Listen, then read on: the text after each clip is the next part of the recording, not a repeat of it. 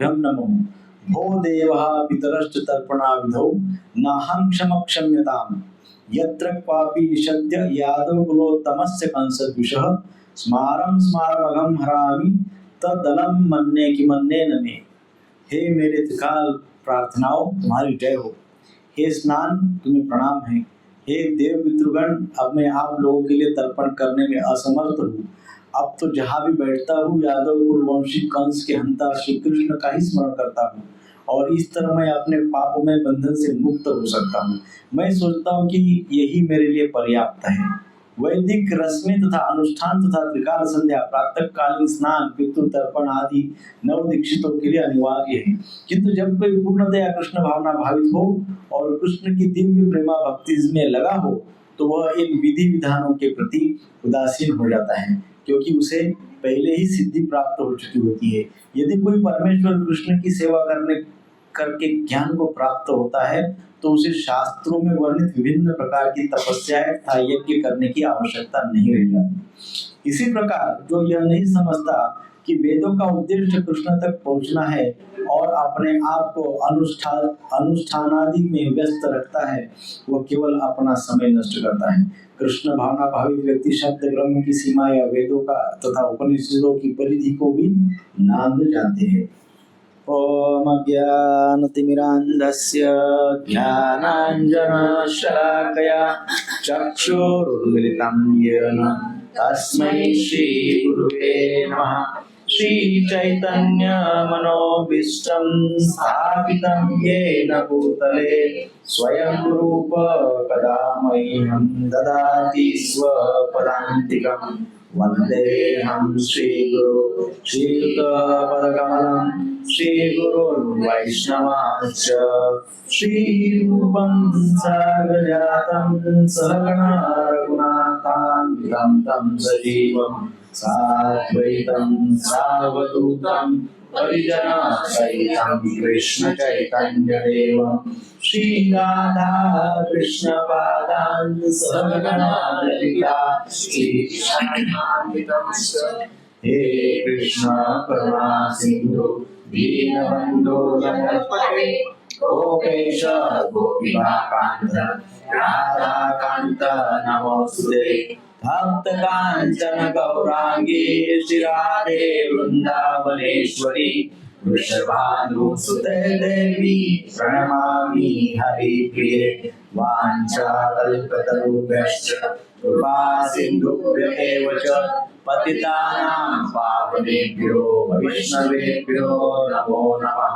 जय श्री कृष्ण चैतन्य प्रभु नित्यानंद श्री अद्वैत गदाधर शिवासादि गौर भक्तवृंद। हरे कृष्णा कृष्णा कृष्णा हरे हरे, हरे राम राम राम हरे हरे। हरे कृष्णा कृष्णा कृष्णा हरे हरे, हरे राम राम राम हरे हरे। हरे कृष्णा कृष्णा कृष्णा हरे हरे, हरे राम राम राम हरे हरे। चल प्रभुपाद की जय। एकादशी महोत्सव की जय। आज एकादशी है ना, तो आज तो हम बहुत लंबा क्लास ले सकते हैं। उपवास ये है। तो आज का श्लोक बहुत महत्वपूर्ण है। यदा ते मोह कलिलं बुद्धि व्यतितरिष्यति तदा गंतासि निर्वेदम श्रोतव्यस्य सुतस्य च। बहुत ही महत्वपूर्ण श्लोक है। कहा गया है कि जब तुम्हारी बुद्धि मोह रूपी सघन वन को पार कर जाएगी तो तुम सुने हुए तथा सुनने योग्य सबके प्रति अन्यमनस्क हो जाओगे। एक प्रकार से तुम जो भी कुछ कर रहे हो उन सब के प्रति अन्यमनस्क करता है तो उदासीन हो जाओगे। उन सब बातों के प्रति उदासीन होगे, क्योंकि तुमको एक ऐसी बात प्राप्त हो जाएगी, ऐसा विषय मिल जाएगा, ऐसा आनंद की अनुभूति होगी कि बाकी सारे विषयों के प्रति क्या हो जाओगे, तुम अन्यमनस्क हो जाओगे, यानी उदासीन हो जाओगे। You will not feel like doing it, हमको नहीं लगेगा कि वो हम सब करना चाहिए। बस जो विषय जो कहा गया है क्या, जब तुम्हारी बुद्धि मोह रूपी सघन वन यानी आध्यात्मिक स्तर पे जब आएगी, जब तुम्हारी बुद्धि आध्यात्मिक स्तर पे आएगी, जब बुद्धि को भगवान में रुचि हो जाएगी, तब सब कुछ ऐसा इतना इम्प्रेसिव नहीं लगेगा जो हम अभी करते हैं। तो इसमें बहुत विस्तृत चर्चा है। ये श्लोक बहुत ही महत्वपूर्ण है। इस श्लोक में हम जो विषय पे ज़्यादा चर्चा करेंगे वो एक शब्द है यदाते मोह कलीलम। मोह कलीलम अर्थात बुद्धि मोह में फंस गई है। बुद्धि कहाँ फंस गई है? मोह में फंस गई है। बुद्धि मोह में फंस गई है, ये साधारणतः हम सबका लक्षण है ना। बुद्धि मोह कलीलम ये हमारे ऊपर पूरी तरह से अप्लाई होता है। कैसे होता है उसकी हम चर्चा करेंगे। अब प्रश्न यहाँ पे ये है कि ये अर्जुन के लिए भगवान श्लोक बोल रहे हैं। अब प्रश्न ये आता है कि क्या अर्जुन को युद्ध की समस्या थी? युद्ध करने में अर्जुन को समस्या थी क्या? मैं क्या अभी युद्ध करूँ, कैसे करूँ, क्या युद्ध की समस्या थी? नहीं। क्या अर्जुन को कौरवों से भय था? दुर्योधन से डर रहे थे, तो क्या कौरवों से अर्जुन को समस्या थी? नहीं, कौरवों से भी नहीं थी। क्या अर्जुन ने कहा, पहले अध्याय के अंत में हमने सुना, अर्जुन ने कहा कि मेरा शरीर कांप रहा है, मुंह सूखा जा रहा है, शस्त्र नीचे गिर रहा है। तो क्या अर्जुन की ये समस्या थी कि अर्जुन शस्त्र उठा नहीं पा रहे थे? क्या ये समस्या थी अर्जुन की? ये भी समस्या नहीं थी अर्जुन की। अब अर्जुन की समस्या क्या थी? तो यहाँ कहा गया है अर्जुन की केवल एकमात्र समस्या थी और वो है मोह कलीलम। अर्जुन जो है, अर्जुन की बुद्धि जो है मोह से ढक गई थी। मोह यानी इल्यूजन। अर्जुन की बुद्धि मोह से कवर अप हो गई, मोह से ढक गई, इल्यूजन से ढक गई, भ्रम से ढक गई, है ना। मोह किसको कहते हैं एग्जैक्टली? काम क्रोध लोभ, ये तो पता है। मोह क्या है? काम क्रोध लोभ मोह मद मत्सर है। तो मोह क्या है? मोह किसको कहते हैं? अटैचमेंट। ये दिस इज टाइप ऑफ मोह। There are so many types of मोह। इल्यूजन के बहुत प्रकार है, उसमें अटैचमेंट एक मोह है। तो मोह किसको कहते हैं? मोह में उदाहरण बताऊं तो मैंने पहले भी ये उदाहरण शायद बताया होगा कि बैलगाड़ी किसने देखी है? बैलगाड़ी सबने देखी है। किसने नहीं देखी है? सभी ने देखी है।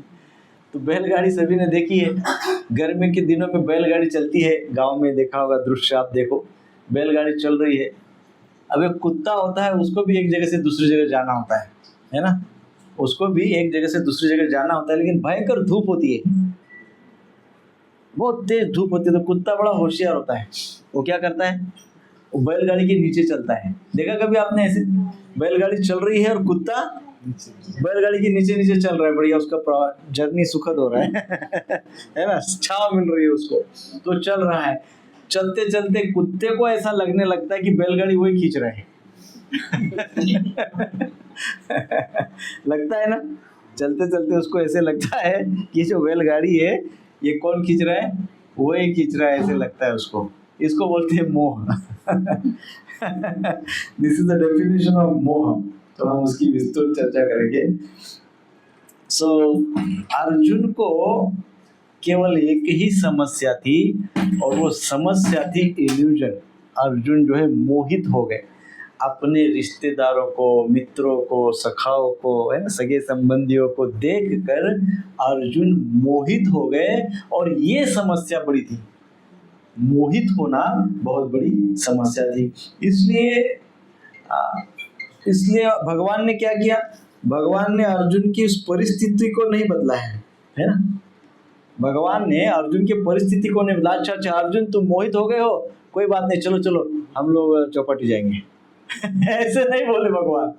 भगवान ने उसी युद्ध स्थल में, कुरुक्षेत्र में ही रखा अर्जुन को, परिस्थिति भी नहीं बदली, कुछ नहीं किया भगवान ने। भगवान ने क्या किया? भगवान ने केवल अर्जुन की बुद्धि बदल दी, अर्जुन की सोच बदल दी, अर्जुन की बुद्धि बदल दी। बाकी कोई भी सिचुएशन चेंज नहीं किए। भगवान कभी कोई परिस्थिति चेंज नहीं करते। भगवान क्या करते हैं? सोच बदल देते हैं, बुद्धि बदल देते हैं, थॉट प्रोसेस बदल देते हैं, दिशा बदल देते हैं। सिचुएशन नहीं बदलते, परिस्थिति को भगवान कदापि नहीं बदलते हैं। तो भगवान ने अर्जुन की भी परिस्थिति नहीं बदली है, अर्जुन की परिस्थिति को भगवान ने नहीं बदला है। अर्जुन ने क्या किया, भगवान ने अर्जुन के बुद्धि को, सोच को बदल दिया। क्यों उस बुद्धि को बदल दिया? क्योंकि अर्जुन की बुद्धि मोहित हो गई थी। हाँ, तो जो मोहित हो जाती है बुद्धि, उस बुद्धि को, उस मोहित बुद्धि, उस इल्यूजन को भगवान दूर कर देते हैं, उस भ्रम को भगवान दूर कर देते हैं, मोह को भगवान दूर कर देते हैं। भगवान ये नहीं हम कह सकते भगवान मेरी सिचुएशन बहुत ये है, मुझे परिस्थिति से निकाल लो। भगवान परिस्थिति से कोई निकालते नहीं है। भगवान क्या करते हैं, हमको इस प्रकार से दिशा देते हैं, इस प्रकार से बुद्धि देते हैं कि हम फिर उस दिशा में चलते चलते परिस्थिति से विजय प्राप्त करते हैं। तो अर्जुन की भी इसी प्रकार से बुद्धि को उन्होंने बदला नहीं है। तो जब भगवान क्या करते हैं, इस अवस्था में अर्जुन की परिस्थिति में हमको समझ में आता है कि अर्जुन की परिस्थिति बदलने के पहले भगवान ने अर्जुन की बुद्धि बदल दी।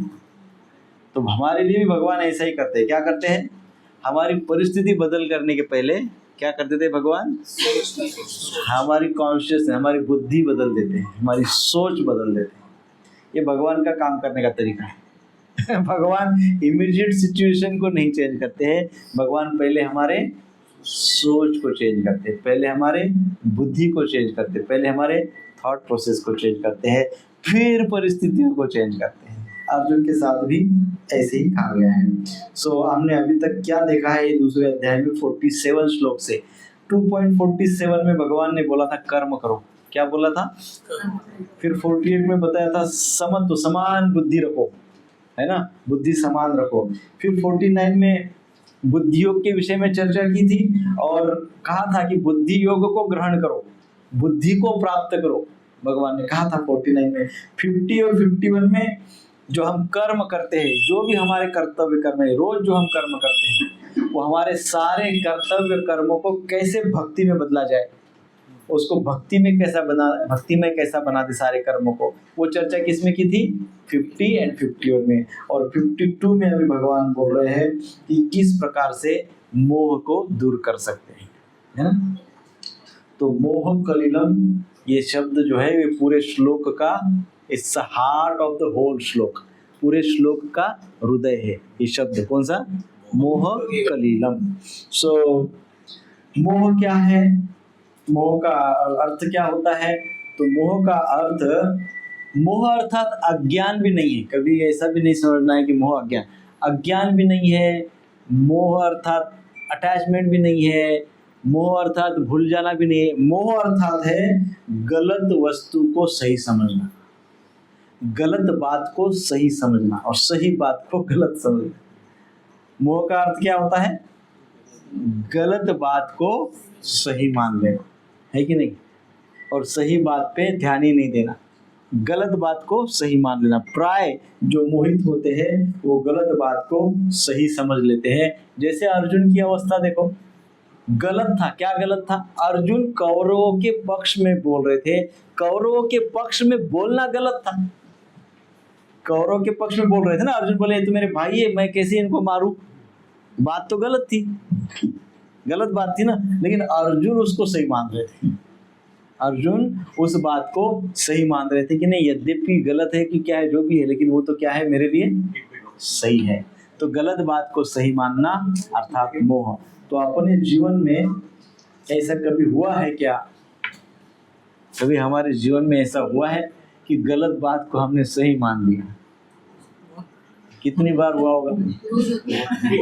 रोज कितनी बार होता है? रोज दिन भर में कई बार होता है ना कि गलत को हम सही मान लेते हैं। तो हम उतनी बार मोहित हो जाते हैं, उतनी बार हम इल्यूजन में रहते हैं, ऐसा समझ लीजिए। अर्जुन जैसे व्यक्ति इल्यूजन में होते हैं तो हम तो क्या है कि नहीं, हम तो इल्यूजन में ही रहते हैं। तो जैसे उदाहरण के तौर पे भी बोला गया है कि कैसे गलत बात को सही मानते हैं। अंधेरा है, लाइट बंद हो गई, लाइट गुल हो गई, अंधेरा है, रास्ते में चल रहे और बहुत बड़ा रस्सा, ऐसा मोटा रस्सा पड़ा है, लंबा काले कलर का। आपको एकदम से रस्सा दिखा तो एकदम से क्या लगता है, देखो क्या लगता है? सांप है। मैं तो बोला भी नहीं, आपने बोल दिया सांप है कि नहीं? तो रस्सा हमको सांप लगता है, इसको क्या कहते हैं? मोह, इल्यूजन। तो ऐसे ही मैं कौन हूँ? आत्मा। लेकिन मुझे क्या लगता है मैं कौन हूँ? शरीर। मुझे क्या लगता है मैं आत्मा? किसने देखा? मैंने एक बार किसी को बोला मैं आत्मा हूँ शरीर नहीं हूँ, तो बोले आत्मा किसी ने देखा? मैं बोला आत्मा दिखने की वस्तु नहीं, लेकिन जाता है इतना तो पता है ना। नहीं पता है तो पता कर लो अच्छे से। तो मैं शरीर हूँ, ये गलत बात है, लेकिन मैं क्या समझता हूँ? मैं शरीर हूँ। ये भी क्या है? मोह, इल्यूजन। मैं आत्मा हूँ, लेकिन मैं क्या समझता हूँ? मैं शरीर हूँ। तो ये भी एक प्रकार का भ्रम है, हम भ्रम में रहते हैं। शरीर तो क्या है? हमेशा बदलते रहता है, नित्य बदलते रहता है। सो हमारी जो पोजीशन है, हमारी पोजीशन जो है उसी से हम अपनी पहचान बनाते हैं। जैसे मान लो मैं कोई बिजनेसमैन हूँ, तो मेरी आइडेंटिटी क्या हो गई? बिजनेसमैन। सारा संसार मुझे क्या जानता है? बिजनेसमैन। बिजनेस। कोई मुझे ये नहीं समझता कि आत्मा है करके। मैं भी नहीं समझता हूँ मैं आत्मा हूँ, मैं भी समझता हूँ मैं बिजनेसमैन हूँ, संसार भी समझता है ये बिजनेसमैन है। मेरी पहचान ही क्या हो गई? मेरी पहचान हो गई एज अ बिजनेसमैन। तो ये भी क्या हो गया? मोह है, क्योंकि वो सही नहीं है। पहचान क्या है मेरी? मैं आत्मा हूँ, परंतु मैंने पहचान क्या बना ली है? मैं अमुक तमुक फलाना लिखना हूँ, वो क्या है? मोह है। उसी प्रकार से कई बार हम समझते हैं कि संसार में सुरक्षित रहना है, संसार में सुरक्षित रहना है, कंफर्टेबल रहना है, तो क्या करना होगा? धन। कितना? बहुत है ना? कितना? बहुत है ना? कितना? कोई मर्यादा ही नहीं। तो मैं क्या समझता हूँ? धन के कारण मुझे सुरक्षा प्राप्त होगी, ये ऐसा मैं समझता हूँ। धन नहीं होगा तो मैं एकदम असुरक्षित हो जाऊंगा, और धन क्या करेगा? मुझे सुरक्षा प्रदान करेगा। तो मैं इसलिए क्या करता हूँ? जीरो पे जीरो बढ़ाते जाता हूँ। अपने बैंक अकाउंट में एक के ऊपर एक जीरो बढ़ाते जाता हूँ, है ना? तो जीरो जीरो कितने भी बढ़ाओ, कभी ना कभी तो असुरक्षितता महसूस होगी। कभी अचानक से नेचुरल कैलामिटीज आ जाती है कि नैसर्गिक ये हो जाता है, प्रलय हो जाता है, कभी कभी कुछ भी हो जाता है। उस समय धन कोई काम का नहीं होता। बड़ी बड़ी बैंकें डूब जाती है, उसमें भूकंप हो गया, बड़ी बड़ी बैंक वो भूकंप में चली गई। है ना? सो मैं क्या समझता हूँ? धन ही सुरक्षितता का सबसे महत्वपूर्ण माध्यम है। धन एक आवश्यकता है, निश्चित, उसको डिनाई नहीं कर सकते, धन आवश्यकता है, परंतु केवल धन ही सुरक्षितता का माध्यम है, ये सोचना भी क्या है? मोह है ना? सो कई बार हम प्रशंसा को सुख समझते हैं, है ना? कोई हमारा मान सम्मान करता है, बहुत अप्रिशिएट करता है, तो वी फील वेरी हैप्पी, बहुत सुख लगता है, बहुत बढ़िया, वाह वाह, हमारी बहुत खूब नाम हो रहा है, खूब प्रशंसा हो रही है, आई एम हैप्पी, है कि नहीं? सो ऐसे वक्त क्या हो जाता है? कोई अचानक अपमान कर देता है, है कि नहीं? कोई व्यक्ति अचानक प्रशंसा प्रशंसा प्रशंसा प्रशंसा बहुत ऊपर तक चढ़ गए, कोई वहां जाके इतना सा अपमान का धार धार धार नीचे गिर जाते हैं, है कि नहीं? तो बहुत बार हम सुख का एक और माध्यम प्रशंसा को समझते हैं कि ये प्रशंसा मेरी होगी, नाम मेरा होगा तो मैं सुखी हो जाऊंगा, मेरा नाम नहीं होगा तो मैं दुखी रहूंगा। सो उस प्रकार से ये भी क्या है? एक प्रकार का मोह है। तो कौन से मोह हो गए? पहला मोह, पहला इल्यूजन क्या है? Identity crisis. आइडेंटिटी क्राइसिस, इसको आइडेंटिटी क्राइसिस बोलते हैं। I don't know who am I, मुझे पता नहीं मैं कौन हूँ, है ना? करते जा रहा हूँ, बनते जा रहा हूँ, लेकिन क्या बनते जा रहा हूँ, क्यों बनते जा रहा हूँ, आई डोंट नो, है ना? ये एक प्रकार का मोह है। धन को सुरक्षा समझना, ये भी एक प्रकार का मोह है। प्रशंसा को सुख समझना, ये भी एक प्रकार का मोह है। तो श्रील प्रभुपाद जी बार बार कहते हैं कि देहात्म बुद्धि ही समस्त मोह का कारण है। देहात्म बुद्धि ऐसी बुद्धि जो इन सारे विषयों में लगी हुई, केवल यही विषयों में लगी, दूसरा कुछ नहीं, केवल धन, केवल प्रशंसा, केवल फेमस होना, नाम कमाना, धन कमाना, सुख समृद्धि प्राप्त करना, एंजॉय करना, बुद्धि पूरा टाइम इसमें ही लगी हुई, फुल टाइम। ऐसे बुद्धि को देहात्म बुद्धि कहते हैं। कौन सी? देहात्म बुद्धि। आध्यात्मिक बुद्धि नहीं, देहात्म बुद्धि। देह, देह यानी शरीर, देहात्म जो शरीर में लग रही है, केवल शरीर का ही सोच रही है, ऐसी बुद्धि। तो प्रभुपाद जी कहते हैं मोह का मूल कारण क्या है? देहात्म बुद्धि, क्योंकि हम इसके बाहर सोचते ही नहीं। हम क्या सोचते हैं? शरीर का सोचते हैं, सुख का सोचते हैं, नाम प्रशंसा का सोचते हैं, और इंद्रिय भोग का सोचते हैं। यही हम सोचते हैं, इसके परे हम सोचते नहीं है। और ये सोच को देहात्म बुद्धि कहा गया है। ये देहात्म बुद्धि जो है वो केवल प्राणियों की होती है। किसकी होती है? प्राणियों की देहात्म बुद्धि होती है। मनुष्य की आध्यात्मिक बुद्धि होती है। That is the difference.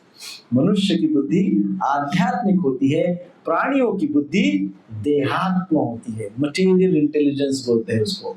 प्राणियों की intelligence is a material intelligence, मनुष्य की intelligence is a spiritual intelligence. पर यदि हमारे पास स्वतंत्रता है, वी आर फ्री, तो हम हमारे स्पिरिचुअल इंटेलिजेंस को मटेरियल इंटेलिजेंस में कन्वर्ट कर देते हैं। हम अपने आध्यात्मिक बुद्धि को भौतिक बुद्धि में रूपांतरित करते हैं और फिर मोह में फंसे रहते हैं जीवन में, है ना। तो इस प्रकार से यहाँ पे कलीलम यह शब्द कहा है। सो अब यहाँ इस श्लोक के संदर्भ में हम देखेंगे मोह कलीलम। भगवान ने यहाँ पे भगवान बहुत कुछ कह सकते थे। भगवान ने मोह रूपी रस्सा भी कह सकते थे, मोह रूपी रस्सा, मोह रूपी फांसी का फंदा, मोह रूपी जाल, है ना, मोह रूपी भवसागर, मोह रूपी जाल, मोह रूपी फंदा, मोह रूपी आग, क्या ये शब्द यूज कर सकते थे भगवान, है कि नहीं? ये सारे शब्द भगवान यूज कर, भगवान ने कौन सा शब्द यूज किया?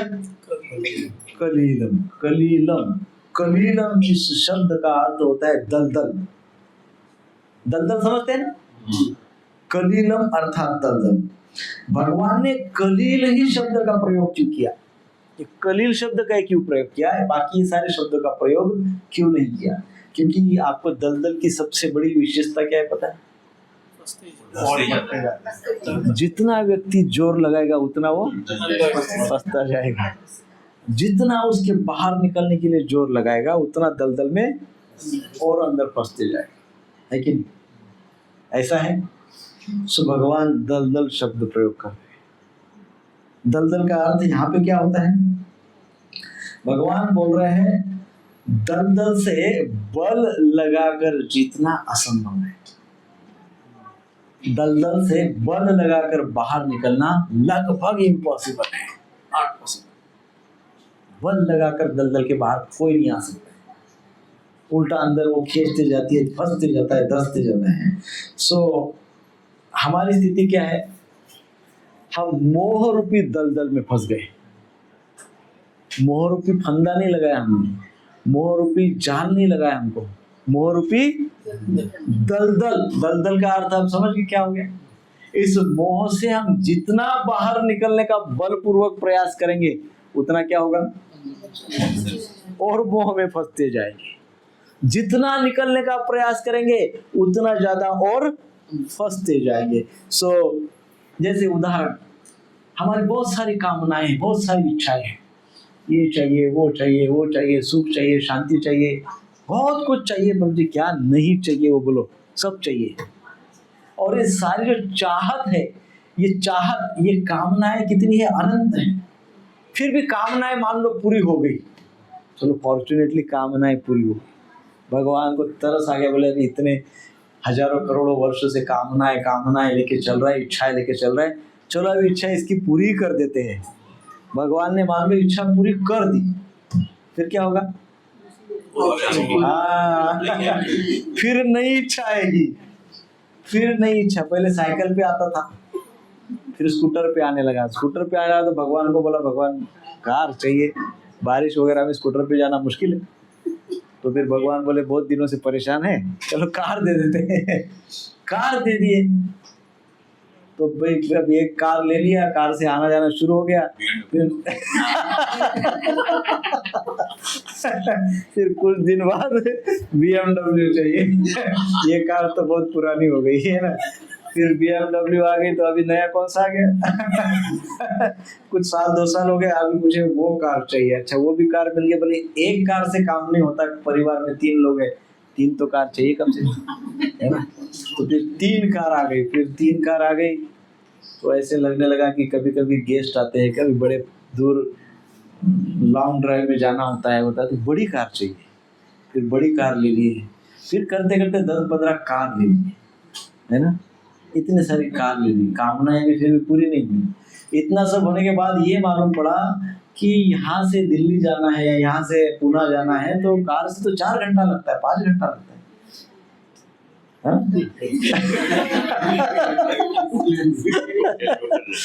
अब क्या चाहिए? अब दलदल में फंस रहे कि नहीं बताओ? दलदल में फंस रहे कि नहीं? आप कोशिश हम बहुत कर रहे हैं निकलने की बाहर, लेकिन जितना कोशिश बाहर निकलने की कर रहे हैं, उससे ज्यादा बड़ी गहन दलदल उत्पन्न हो रही है। तो इस प्रकार से दलदल में फंसती जाती है। जैसे प्रतिष्ठा मिली, नाम मान सम्मान मिला, नाम कमाया, नाम कमाने के बाद क्या चाहिए? क्या होता है? और प्रतिष्ठा चाहिए। 1000 लोग मेरी प्रशंसा करते हैं, अब मैं चाहता हूँ कि मुझे 10,000 लोग मेरी प्रशंसा करें। इसलिए फिर मैं क्या करता हूँ, सारे सोशल मीडिया पे अकाउंट खोल देता हूँ। क्योंकि अभी मुझे 5-10 हजार से प्रशंसा का काम नहीं, अभी मुझे बहुत लोगों से प्रशंसा चाहिए। करोड़ों लोग मेरी प्रशंसा करें भी, ऐसे लगता है। तो फिर सोशल मीडिया जितने भी अवेलेबल है सारे प्लेटफॉर्म पे अपना अकाउंट खोल देता हूँ। फिर उस अकाउंट में मेरा कुछ डालते जाता हूँ, जिससे मेरी प्रशंसा है ना। तो उससे क्या हो रहा है? प्रतिष्ठा। मुझे क्या चाहिए? प्रतिष्ठा। कितनी चाहिए? और चाहिए, और चाहिए, और चाहिए, और ही चाहिए। तो प्रतिष्ठा की भी दलदल है ना। इसमें व्यक्ति फंसते जाता है, रुकता नहीं है। फिर ज्ञान मिला, अब क्या चाहिए? अब बहुत ज्ञान मिला, ज्ञान चाहिए, बहुत ज्ञान लिया। ज्ञान का फायदा क्या है? फिर मैं उस ज्ञान को प्रसिद्धि के लिए उपयोग में लाऊंगा। I want to become famous no. मेरे पास बहुत ज्ञान है, अब मुझे क्या होना है? मुझे अभी फेमस होना है, बहुत फेमस होना है। थोड़ा बहुत नहीं, मिरर में नहीं, केवल पूरे संसार में। अमेरिका में मेरा कोई ये करे, सम्मान करे, जापान में भी मेरा कोई सम्मान करे, उधर नॉर्थ पोल साउथ पोल में भी कोई मेरा सम्मान करे। है कि नहीं? तो मुझे क्या है? मुझे और प्रसिद्धि चाहिए। I want to become more famous. तो दलदल में फंसते जा रहे ना, दलदल से नहीं निकल रहे। इसको कहते हैं मोह। और भगवान मोह को कलील कह रहे हैं। मोह रूपी दलदल वो इम्पोर्टेंट। अब हमको ये सोचना चाहिए कि हमको रोज के जीवन में, डेली लाइफ में हमको इतना डिस्क्रिमिनेशन आना तो चाहिए कि क्या मैं दलदल में तो नहीं फंस रहा हूं? हाँ, रोज के जीवन में हमने अपने आप को क्या कहते हैं, सेल्फ असेसमेंट करना चाहिए कि क्या मैं कर्तव्य कर्म तो करना ही चाहिए। जो अपनी ऑब्लिगेटरी ड्यूटी है वो ड्यूटी तो हमको करना ही है, वो करना ही पड़ेगा, वो तो करना ही चाहिए। लेकिन ये कर्तव्य कर्म करते हुए क्या मैं दलदल में फंस रहा हूँ क्या? ये प्रश्न पूछना चाहिए अपने को रोज। वास्तव में ये जो हमने चर्चाएं की है, ये हमारी समस्याएं नहीं है, मात्र केवल समस्याएं नहीं है। प्लीज इसको समस्या मत समझिए, इसको दलदल समझिए। समस्या है तो तुरंत समाधान मिल जाएगा, ये दलदल है। अब जिस दिन से हम इसको दलदल समझेंगे उस दिन से इसके प्रति अलर्ट हो जाए, है ना। क्योंकि ये क्या करती है, ये हमको खींचते जाती है। कब हम सीनियर सिटीजन हो जाएंगे, कब हम 70 साल के हो जाएंगे पता ही नहीं चलेगा, कब हम 100 साल के हो जाएंगे पता ही नहीं चलेगा, लेकिन कब हम उठते बैठते मुश्किल हो जाएगा वो पता ही नहीं चलेगा। क्योंकि दलदल में घुसते जा रहे, इतने घुस गए कि आप उठ भी नहीं पा रहे, निकल भी नहीं पा रहे, पूरा दलदल में घुस गए। तो इस बात से हमको रोज ध्यान ध्यान देना चाहिए। जीव गोस्वामी क्या कहते हैं? जीव गोस्वामी पाद बताते हैं कि मोह इसलिए नहीं है कि जीव कम जानता है। मोह क्यों होता है? इल्यूजन क्यों होता है? इसलिए मोह नहीं होता है व्यक्ति को कि जानकारी कम है। क्या करे, उस व्यक्ति को जानकारी कम है इसलिए मोह में फंस गया। अर्जुन को जानकारी कम थी क्या? अर्जुन के पास ज्ञान कम था क्या? वो सारे इंद्र चंद्र लोगों के पास जाके आए, स्वर्ग में रह के आए, क्या क्या नहीं किया। और शिव जी से पशुपतास्त्र उन्होंने प्राप्त किया था। तो इतना सब था तो क्या अर्जुन को कम जानकारी थी? अर्जुन को तो बहुत जानकारी थी। तो इसका अर्थ ये नहीं है कि मोह ऐसे नहीं आता कि ज्ञान कम है इसलिए मोह आ गया, जानकारी कम है इसलिए मोह आ गया, ऐसे नहीं होता है। तो मोह क्यों आता है? ये बहुत महत्वपूर्ण बात है। मोह क्यों आता है? जानकारी नहीं है इसलिए मोह आता है क्या? नहीं। मोह क्यों आता है? मोह इसलिए आता है कि लोगों ने, जीव ने अपनी पहचान बदल दी। This is what is identity crisis. Hindi में क्या बोलते हैं आइडेंटिटी क्राइसिस को? आइडेंटिटी क्राइसिस को हिंदी में, लेकिन मैं क्या बोला समझ गए ना? समझना जरूरी है। तो क्यों होता है मोह? मोह अज्ञान से नहीं होता है। अज्ञान के कारण मोह नहीं होता है कि नहीं? अटैचमेंट के कारण मोह नहीं होता है। क्रोध के कारण मोह होता क्यों है? तो बोलते हैं जीव गोस्वामी पाद, मोह अपनी गलत पहचान के कारण, अपने आप की स्वयं की पहचान गलत तरीके से कर रहे और इसलिए अनेकों प्रकार का मोह होता है। रॉन्ग आइडेंटिफिकेशन, गलत पहचान के कारण मोह होता है। जीव ने क्या कर दिया है? अपनी पहचान ही बदल दी। कैसे बदल दी है? जीवेर स्वरूप है कृष्ण नित्यदास। जीव का स्वरूप क्या है? जीव का लक्षण क्या है? जीव का गुण क्या है? जीव का गुण है सेवक भाव, दासत्व का भाव, सेवक का भाव। भगवान स्वामी है, मैं सेवक हूँ। ये हमारा ये कृतज्ञता पूर्वक भाव जो है वो जीव की पहचान है कि मैं सेवक हूँ, ये मेरी पहचान है। परंतु मैं मेरे इस आइडेंटिटी को, इस सेवक रूपी परिचय को मैं स्वामी में परिवर्तित करना चाहता हूँ। मैं क्या करना चाहता हूँ? मैं सर्वेंट हूँ लेकिन ओनर बनना चाहता हूँ। सर्वेंट हूँ लेकिन स्वामी बनना चाहता हूँ।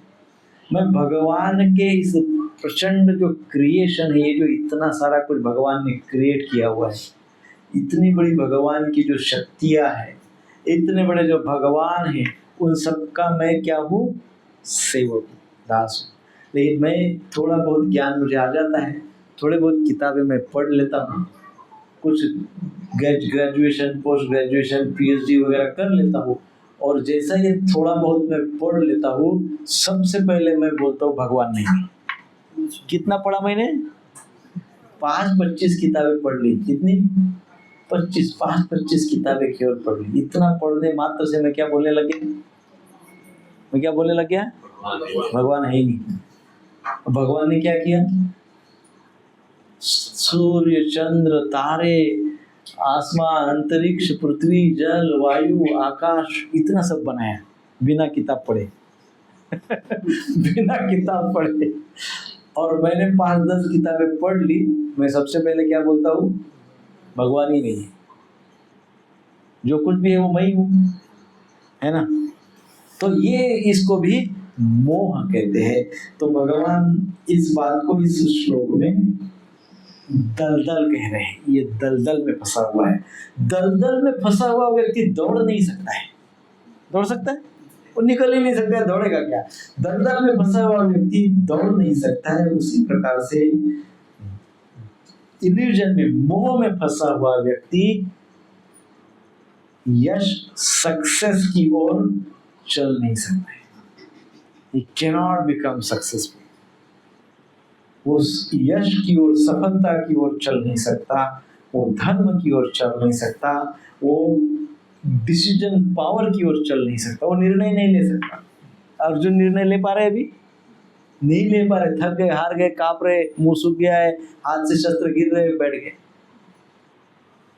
निर्णय नहीं ले सकते, है कि नहीं? डिसीजन मेकिंग पावर खत्म हो जाती है। कभी भी कोई निर्णय लेना होता है, व्यक्ति इसको पूछो, इसको यहाँ वहां, ये वो कंफ्यूज रहता है। Don't feel like taking decision. Decision लेना है, आगे बढ़ना, आगे चलना। निर्णय लेने की क्षमता होने का अर्थ क्या है? आगे बढ़ना, आगे चलना।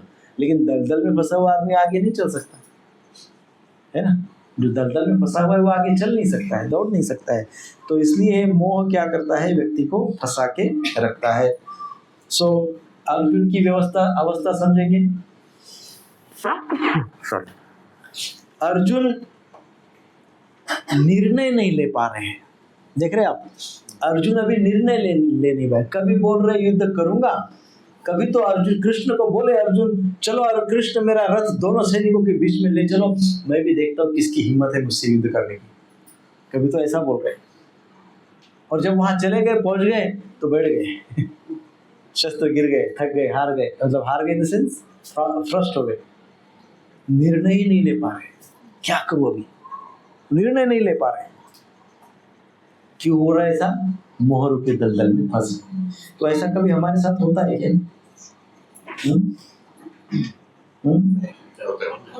होता है कि नहीं होता है? इसका क्या कारण है फिर? आपको क्या लगता है कि इस पर क्या कारण होता है? अभी तो मोह बता देंगे आप, लेकिन इसके पहले क्या लगता था आपको? उसका कारण क्या है कि निर्णय नहीं ले पा रहे? कोई दूसरा उसका कारण लगता था क्या आपको? मैं निर्णय नहीं ले पा रहा हूँ, इसके लिए अमुक व्यक्ति कारण है, फिर उसके ऊपर गुस्सा, है ना? मैं प्रोग्रेस नहीं कर पा रहा हूँ, उसके लिए अमुक व्यक्ति कारण है, फिर उसके ऊपर क्रोध, है? बरोबर? ऐसा हुआ है क्या? ऐसा हुआ है पहले? अपने मोह को आइडेंटिफाई न करके, अपने इल्यूजन को आइडेंटिफाई न करके, दूसरों को, एक्सटर्नल फैक्टर को दोषी बनाना और फिर इनडिसीजन की अवस्था में चले जाना, निर्णय क्षमता जीरो कर देना बिकॉज ऑफ मोह। पर हम जिम्मेदारी किसके ऊपर डालते हैं? उसकी दूसरों पे, परिस्थितियों पे, दूसरे व्यक्तियों पे, दूसरे विषयों पे हम जिम्मेदारी डालते हैं, है कि नहीं? हम बोलते हैं कि इसके कारण मैं कुछ कर ही नहीं पा रहा, उसके कारण मैं कुछ मूव हो ही नहीं पा रहा, उसके कारण मैं फंस गया। बट कहीं तो देखिए कि कहीं ना कहीं तो गलत आइडेंटिफिकेशन हुआ है, कहीं ना कहीं तो मैं इल्यूजन में हूँ, कहीं ना कहीं। और यदि ऐसा सेल्फ असेसमेंट करेंगे तो बहुत जल्दी दलदल के बाहर आ जाएंगे, बहुत जल्दी। और फिर बहुत स्पीड से, जो व्यक्ति दलदल में फंसा है बहुत समय तक, जब वो दलदल से बाहर आता है तो प्रभु ऐसा स्पीड से दौड़ता है, बहुत स्पीड से दौड़ता है। अर्जुन की बात देखो, जब इसलिए तो कृष्ण जब पूरी गीता कहते हैं और फिर करने के पश्चात फिर अर्जुन को पूछते, क्या समझे अर्जुन? कुछ समझे? अभी तक हमने जो चर्चा की है, क्या हुआ अर्जुन, आपको क्या लगता है ना? और फिर अंत में कृष्ण ये भी कहते हैं, यथेच्छसि तथा गुरु। हे अर्जुन, तुमको जो उचित लगता है वो करो। तो ऐसा बोल देते हैं। फिर कृष्ण पूछते अर्जुन को, आप क्या करोगे? मैंने तो बोल दिया, तुमको जो उचित लगता है वो करो, अब तुम क्या करोगे बोलो? तो अर्जुन एक श्लोक बोलते हैं, नष्टो मोहा स्मृतिर्लब्ध्वा करिष्ये वचनं तव। वो अर्जुन बोलते हैं, कृष्ण नष्टो, मेरा मोह नष्ट हो गया। अब ये उससे कनेक्ट होता है। हाँ? कृष्ण को अर्जुन कहते हैं, हे कृष्ण, आपने इतना अच्छा समझाया, मेरा मोह नष्ट हो गया। अब मेरा मोह नष्ट होने से क्या हुआ है कृष्ण? स्मृतिर्लब्ध्वा, मेरी मेमोरी रिगेन हो गई, मेरी बुद्धि रिगेन हो गई, मुझे बुद्धि मेरी पुनः स्थापित हो गई। अब मैं क्या करूंगा पता है कृष्ण? अब मैं करिष्ये वचनं तव। अब आपने जो बोला है ना अभी तक, मैं पूरा उसका पालन करूंगा। अब हमको ये संडे क्लास को उस श्लोक तक पहुंचना है। लेकिन उस श्लोक की शुरुआत इस श्लोक से हुई है, आज से हुई, इसलिए मैंने कहा था आज का श्लोक बहुत महत्वपूर्ण है।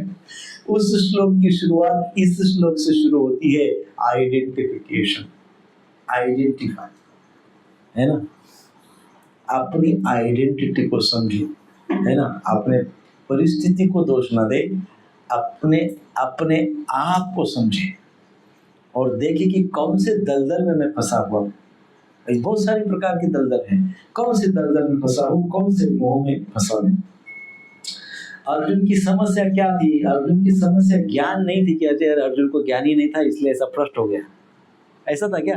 अर्जुन की समस्या भरपूर ज्ञान था, जैसा कि अभी हमने कहा अर्जुन के पास भयंकर बल था, भयंकर शक्ति थी, भयंकर भरपूर ज्ञान था, प्रचंड प्रचंड विद्वान थे अर्जुन, सब कुछ था, सब कुछ था। अर्जुन की समस्या मोह थी, है ना। सो विश्वनाथ चक्रवर्ती पाद क्या कहते हैं, मोह क्या करता है? देखिए बहुत महत्वपूर्ण बात गोस्वामी पाद कह रहे हैं। मोह क्या करता है प्रभु जी? मोह बुद्धि को नष्ट नहीं करता, मोह से बुद्धि नष्ट नहीं होती है, मोह से बुद्धि भ्रष्ट होती है। क्या होती है? भ्रष्ट होती है, नष्ट नहीं। बुद्धि एज इट इज वही है, बुद्धि नष्ट नहीं हुई है। क्या हुई है? भ्रष्ट। भ्रष्ट हुई अर्थात क्या? मोह बुद्धि को दलदल की दिशा दिखा देता है। कौन सी दिशा? मोह बोलता अरे वो तो बहुत ही बढ़िया सरोवर है, बहुत सुंदर जल है, बड़े सुंदर कमल पुष्प उसमें लगे हुए, बहुत सुंदर वातावरण है, बहुत सुंदर सुगंधित हवा है, वायु है, सुंदर स्वच्छ शुद्ध जल है ना। वेरी नाइस एंजॉयमेंट है, बहुत बढ़िया कंफर्ट है, लेट्स गो फॉर दैट। ऐसा बोलता है कौन? किसको बोलता है? बुद्धि को। बुद्धि को नष्ट नहीं करता है वो, बुद्धि को भ्रष्ट करता है। तो क्या? बुद्धि की दिशा बदल देता है बस। बुद्धि यदि स्टेबल हो रही है, बुद्धि यदि बहुत क्रिएटिव हो रही है, बुद्धि यदि बहुत प्योर हो रही है ना, बुद्धि यदि बहुत शांत हो रही है, तो फिर मोह उसको इस रास्ते से भटका देता है। बुद्धि यदि स्पिरिचुअल हो रही है तो इस रास्ते से मोह क्या करता है? भटका देता है। नष्ट नहीं कर पाता है, भटका देता है, दिशा गलत कर देता है, लेकिन दिशा को अपोजिट डायरेक्शन में दलदल की ओर बदल देता है। जैसे उदाहरण के तौर पे देखेंगे, कंपास होता है ना, कंपास होका यंत्र, कंपास नीडल जिसमें साउथ नॉर्थ ईस्ट वेस्ट पता चलता है। आपने कंपास रखा है, लेकिन कंपास के आसपास में आपने चुंबक रख दिया तो चुंबक कंपास को तोड़ता नहीं, तोड़ता है क्या? चुंबक से कंपास टूटता नहीं, तोड़ता नहीं है, लेकिन क्या होता है? डायरेक्शन गलत होता है। सो जो मोह है ना, वो एग्जैक्टली ऐसे ही हमारे बाजू में रहता है, हमारे पास में ही रहता है और फट से हमारे अंदर चला जाता है, बुद्धि के बाजू में बैठ जाता है। बुद्धि के बाजू में बैठने से जैसा चुंबक उसका डायरेक्शन गलत कर देता है, वैसा ये मोह क्या करता है? हमारे जीवन का डायरेक्शन गलत कर देता है, हमारे जीवन की दिशा को गलत कर देता है, हमारे जीवन की दिशा को दलदल की ओर लेके जाता है। कलील है ना, मोह कलील। सो दलदल की ओर ये हमको लेके जाता है। अब यही समस्या हमारी है, माया बुद्धि को नष्ट नहीं करती, मोह बुद्धि को नष्ट नहीं करता, पर दिशा बदल देता है। इस बात से हम अवेयर होना चाहिए कि हम हमारी दिशा न बदले, हाँ? हमारी सोच जो एक विशेष दिशा में स्पिरिचुअलिटी की ओर, ब्राइटनेस की ओर, है ना, शुद्धता की ओर, प्रकाश की ओर, शक्ति की ओर, क्रिएटिविटी की ओर, आध्यात्म की ओर, भक्ति की ओर, इसकी ओर हमारी बुद्धि बढ़ रही है, चल रही है। अवेयर रहना चाहिए कि कहीं बुद्धि यू टर्न ना ले ले, हाँ? दिशा ना बदल दे। दिशा कब बदलेगी? यदि मोह हो गया तो बदलेगी। सो हमको इस बात पे अलर्ट रहना है। अपने watch your mind and ego, हम बोलते हैं ना, watch your mind and ego always. हमेशा अपना स्वयं का मन और अपने स्वयं के अहंकार पे ध्यान रखो, अपने, दूसरों के नहीं। हम दूसरों के प्रकरण में बहुत एक्सपर्ट हैं, अरे वो तो बहुत अहंकारी है, सब तुरंत बोल देते हैं, तुरंत हम जान जाते हैं कि कौन अहंकारी है, किसका माइंड करप्ट है। ये हमको सब पूरा कुंडली सबकी पता है, हमारे बारे में कुछ भी पता नहीं। अपने स्वयं के बारे में पूछो तो हम तो क्या है भाई, मन चंगा तो कटौती में गंगा, हमारा मन चंगा ही चंगा है ना? तो इसलिए हमको क्या करना है, सेल्फ एनालिसिस। सेल्फ एनालिसिस हमको ये देखना है कि हम हमारे मन और बुद्धि को, मन और अहंकार पे ध्यान रखें, ताकि मोह में ना फंस जाए, है ना?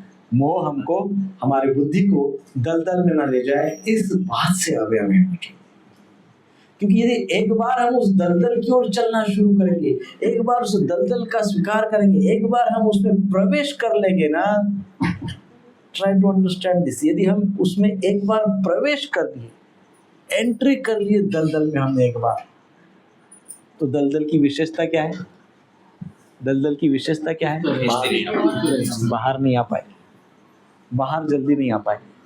कितना भी प्रयास करें, कितना भी निकलने का, जितना बल लगाएंगे उतना अंदर फंसती है। सो ये बहुत ही महत्वपूर्ण बात है।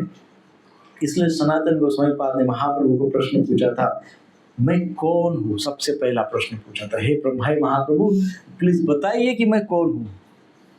हाँ, कौन पूछ रहा है बताए? सनातन गोस्वामी, हमारे आपके जैसा साधारण व्यक्ति नहीं, गोस्वामी पाद पूछ रहे मैं कौन हूँ। वो प्रश्न कितना गहरा होगा ये सोचिए आप। वो जो प्रश्न है, वो प्रश्न कितना डीप है कि मैं कौन है, आइडेंटिटी, इसका अर्थ क्या है, मेरी आइडेंटिटी क्या है, मेरा परिचय क्या है, महाप्रभु को पूछ रहे हैं सनातन गोस्वामी पाद। सो हम तो कई बार प्रश्न ये पूछते हैं, मैंने देखा है प्राय गुरु के पास भी जाते तो गुरु को भी प्रणाम करते हैं, हे गुरुदेव प्रणाम, महाराज कृपा करके बताइए कि मेरा बिजनेस कैसा चलेगा। हे महाराज बताइए कि मेरा आगे काम कैसे बनेगा, है कि नहीं? तो यहाँ सनातन गोस्वामी पाद महाप्रभु क्या पूछ रहे? पहला प्रश्न ये भी पूछो आप कैसा चलेगा, लेकिन पहला प्रश्न क्या पूछो?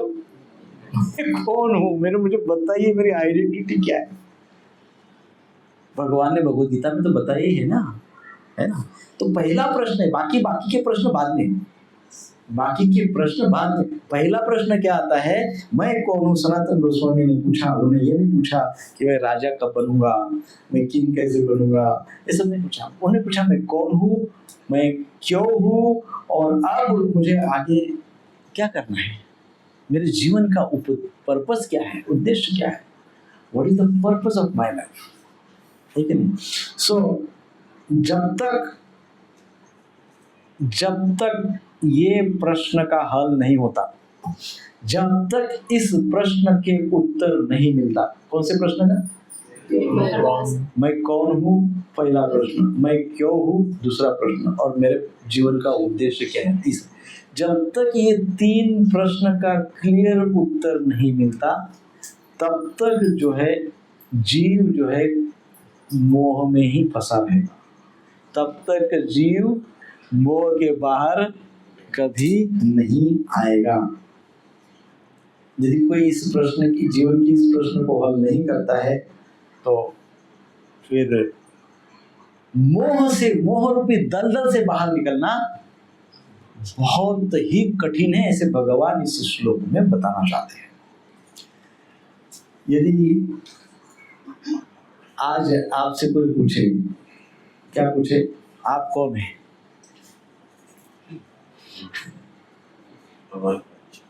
हाँ, तो क्या बताएंगे? उत्तर है क्या आपके पास?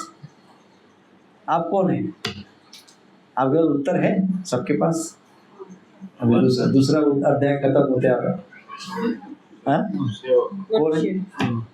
आत्मा हूँ। आत्मा का क्या स्वभाव है? अभी जैसे बोला, क्या? सेवक है। और उसका पर्पस क्या है? आत्मा का पर्पस क्या है? सेवा किस लिए करना? भगवान की प्रसन्नता के लिए, भगवान को प्रसन्न करने के लिए सेवा करना। और जब हम भगवान की प्रसन्नता के लिए सेवा करेंगे, तो हमारे जितने भी एक्शंस है, जितने भी कर्म है, हम इस मूड में जब हम कर्म करेंगे कि मैं भगवान का सेवक हूँ, इस मूड में जब हम कर्म करेंगे, जो भी डेली हमारे कर्म, यत् करोषि दर्शनासि यत् जुहोषि ददासि यत् तपस्यासि कौन्तेय तत्कुरुषस्व मदर्पणम, जो भी मैं कर रहा हूँ इस मूड में, इस कृतज्ञता के भाव में मैं यदि वो सब कुछ करूंगा तो मोह नहीं होगा। और कभी मान लो थोड़ा बहुत मोह के पास चले भी गए तो तुरंत बाहर आ सकते हैं, कभी कभार पहुंच भी जाएंगे मोह, हो सकता है कभी चैलेंजिंग सिचुएशन, तो उसके बाद तुरंत आप बाहर भी आ सकते। क्यों आ सकते हैं पता है? इसलिए आ सकते हैं क्योंकि हमको हमारा उद्देश्य पता है, हमको पर्पस पता है, what is the purpose of life, और इसके कारण इल्यूजन के बाहर तुरंत आ सकते हैं। तो इसलिए शास्त्र कहता है कि मैं श्री कृष्ण का नित्य सेवक हूँ, मैं भगवान का अंश हूँ, मैं भगवान का दास हूँ, मेरे जीवन का पर्पस ये है कि मैं भगवान को प्रसन्न रखते हुए अपने कार्यकलाप करूँ, है ना, भगवान की अप्रसन्नता के साथ मैं ऐसे कार्य न करूँ। इसका दूसरा अर्थ क्या होता है पता है? दूसरा अर्थ ये होता है कि मैं कार्य ही ऐसे करूँ जिससे भगवान प्रसन्न हो जाए, मैं ऐसे कार्य करूँ ही नहीं जिससे भगवान अप्रसन्न हो जाए, है ना। तो इससे क्या होता है, हमारा मोह दूर हो जाता है। जीवन की सबसे बड़ी समस्या, हमारे सर्वसाधारण जीवन की सबसे बड़ी समस्या पाप नहीं है, पाप करना ये बड़ी जीवन की समस्या नहीं है, उससे भी बड़ी समस्या है, उससे भी बड़ी बात है ज्ञान। सो ज्ञान नहीं मिलना ये भी हमारी समस्या नहीं है, अज्ञानी रहना भी समस्या नहीं है, पाप करना भी समस्या नहीं है। जीवन की सबसे बड़ी समस्या ये है कि मैं कौन हूँ, इस प्रश्न का गलत उत्तर देना, ये जीवन की सबसे बड़ी समस्या है। ये जीवन की सबसे बड़ी समस्या है। कौन सी? मैं कौन हूँ, इस प्रश्न का उत्तर गलत देना। गलत क्या है उत्तर? गलत उत्तर तो सबको पता है, गलत उत्तर क्या है? सही उत्तर क्या है? मैं आत्मा हूँ और आत्मा भगवान का अंश है, ये सही उत्तर है। परंतु जब मैं कौन हूँ पूछा जाता है तो ये उत्तर पता ही नहीं होता है, और इस प्रश्न का गलत उत्तर देना ही संपूर्ण मानव समाज की सबसे बड़ी समस्या है, सबसे बड़ी समस्या है। तो हमारे सामने ये समस्या उपस्थित नहीं होगी ऐसा हम समझते हैं, क्योंकि इस प्रश्न का उत्तर तो हमको सबको पता है कि नहीं? किसको पता नहीं है? सबको पता है नहीं उत्तर। मैं कौन हूँ? मैं आत्मा हूँ और भगवान का अंश, और आत्मा का स्वभाव है भगवान की सेवा, है ना। आत्मा का स्वभाव, आत्मा की आइडेंटिटी है ग्रेटफुलनेस, आत्मा की आइडेंटिटी है कृतज्ञता, मतलब सेवक का भाव, सेवा भाव। आत्मा का लक्षण, आत्मा का गुण क्या है? सेवा भाव। कौन सा भाव? स्वामी भाव नहीं, सेवा भाव, है ना। हम स्वामी मोड में तुरंत चले जाते हैं, 1 मिनट में चले जाते हैं, हमको तुरंत फिर अपने आप को सेवा मोड में लाना पड़ता है कि नहीं? तो वो जितना फ्रिक्वेंटली हम स्वामी भाव से सेवा भाव में लाएंगे उतना हम इस प्रश्न के उत्तर को जिएंगे। उत्तर तो पता है पर उस उत्तर में जीना पड़ेगा, उस प्रश्न के उस उत्तर में हमको जीना पड़ेगा, है कि नहीं? सो ये बहुत ही महत्वपूर्ण है। सो हमको मोह कलिल से बाहर आना है तो सही उत्तर हमको समझना बहुत आवश्यक है। एक बार एक भक्त ने नारद मुनि से पूछा, क्या पूछा? उन्हें पूछा, महाराज जो माया है संसार में, माया है, महाराज ये जो माया है ये इतनी शक्तिशाली कैसे हुई? हाँ, नारद मुनि को प्रश्न पूछा कि माया जो है इतनी शक्तिशाली कैसे हुई? मनुष्य को पता ही नहीं चलता है, कई बातें तो पता ही नहीं चलती है, विशेषकर मनुष्य को तो उसके जीवन का लक्ष्य भी पता नहीं चलता है, उसको ये भी पता नहीं होता है कि उसको भगवान को प्रसन्न करना होता है, ये भी मनुष्य को पता नहीं होता है। और कई बार मनुष्य को ये पता हो जाता है कि भगवान है, कई बार मनुष्य को पता हो जाता है कि भगवान है, पता हो जाता है, लेकिन फिर भी वो संसार रूपी दलदल में इतना कैसा फंस जाता है? प्रश्न एक भक्त ने नारद मुनि से किया। भाई हमको पता है भगवान है ना, हमको ये सब आध्यात्म पता है, लेकिन फिर भी हम भयंकर दलदल में फंसते जाते हैं, माया की दलदल में फंसते जाते हैं। कैसे होता है ये? माया इतनी पावरफुल कैसे है? ऐसा प्रश्न किसने पूछा? एक हमारे बिरौड़ के ड्यूटी ने नारद मुनि को पूछा। ऐसा समझिए हमारे संडे क्लास के एक भक्त ने, क्योंकि हमारे भक्तों ने बहुत कुछ सुन रखा है, आत्मा, परमात्मा, भगवान, प्रकृति। तो फिर एक दिन नारद मुनि मिल गए तो उन्होंने पूछा कि बताइए नारद मुनि कि ये ऐसे कैसे होता है? तो नारद मुनि एकदम मुस्कुराकर बोले, बहुत सुंदर उदाहरण है ये, एक जस्ट समझने के लिए एक एनालॉजी है। तो नारद मुनि कहते हैं, मुस्कुराकर बोलते हैं, कल्पना करो कि हमारे बिरौड़ के किसी एक भक्त को भगवान ने कहा कि मेरे लिए है ना एक लोटा भर के पानी लेके आओ। क्या बोले भगवान? एक लोटा दिया, भगवान नहीं, लोटा भी भगवान नहीं दिया। तो एक लोटा दिए और बोले जाओ मेरे लिए लोटा भर के पानी जल लेके आओ। वो जल लेने के लिए निकला, बड़ा रिस्पेक्टफुली निकला, भगवान ने बोला, बड़ा रिस्पेक्टफुली निकला, जल लेने के लिए लोटा लिया, निकला। रास्ते में उसने सोचा अब मैं जल लेने के लिए इधर से जा ही रहा हूँ, जल तो मैं ले ही लूंगा, वैसे भी जल तो मुझे लेना ही है, जल तो मैं ले ही लूंगा, लेकिन रास्ते में मार्केट पड़ती है तो थोड़ा बहुत क्या करूंगा, मार्केट से कुछ खरीदी कर लेता हूँ, सब्जी, फल, अमूल धमूल आवश्यक थोड़ा खरीदी कर लेता हूँ। जल तो मुझे लेना ही है, उसमें तो कोई डाउट ही नहीं है, जल तो मुझे भगवान के लिए देना ही, भगवान ने बोला है। सो इस बहाने मार्केट से जा रहा हूँ तो घर के लिए 2-4 चीजें भी हो जाएगी। गलत थोड़ी है ना, सही सही सोचा है कि नहीं? सही सोचा ना, उसमें गलत क्या है? तो अब बाजार में पहुंचा, तो एक परिचित मिल गए अपने अपने सोसाइटी के अपने परिचित मिल गए सोसाइटी के, उनसे बातचीत करने लगे। अरे बहुत मजेदार बातें करने लगे, है ना, पॉलिटिक्स, अमुक दमुक, बहुत इंटरेस्टिंग बातें, बहुत सारी बातें करने लगे। बहुत देर तक उनसे बातचीत हुई, बहुत समय गया। बोले अरे इतना दिन बाद मिले तो ऐसे तो हम कहीं बैठते नहीं, अब यहाँ मिलेंगे तो 5 मिनट बैठ जाते, तो 5 मिनट बैठ के बढ़िया गपशप लगाने बैठ गए। पानी तो लेना ही है, जल तो भगवान को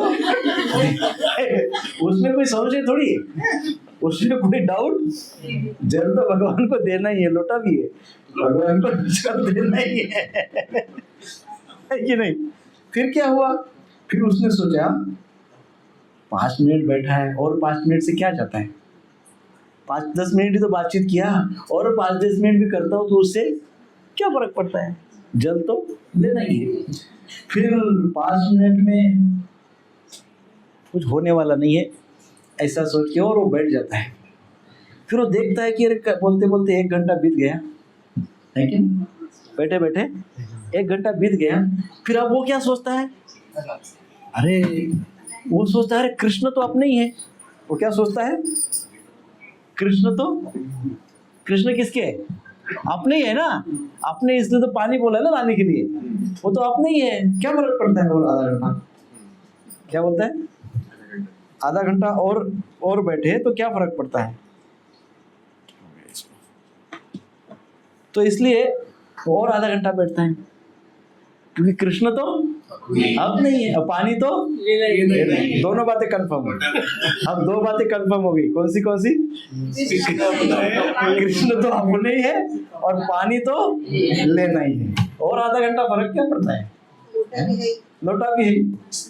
तो और बैठ गया, गपशप में हो रहा।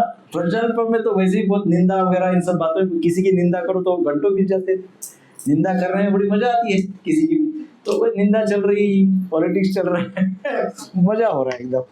तो इतना समय बीत गया, कृष्ण तो अपने ही है। सो करते करते करते वो जो 5 मिनट के लिए बैठा था उसके चक्कर में 2-3 घंटे बीत गए, है ना। फिर उसको लगा कि अभी निकलना चाहिए, तो फिर वो वहां से निकला। अब वहां से निकला तो टाइम 4, 4:30, 5 बज गया था। तो उसको एक और काम याद आया, अरे 5 बजे तो उसने मुझे रास्ते में इलेक्ट्रिशियन ने बुलाया था। 5 बजे मुझे इलेक्ट्रिशियन ने बुलाया था, पेंडिंग काम है।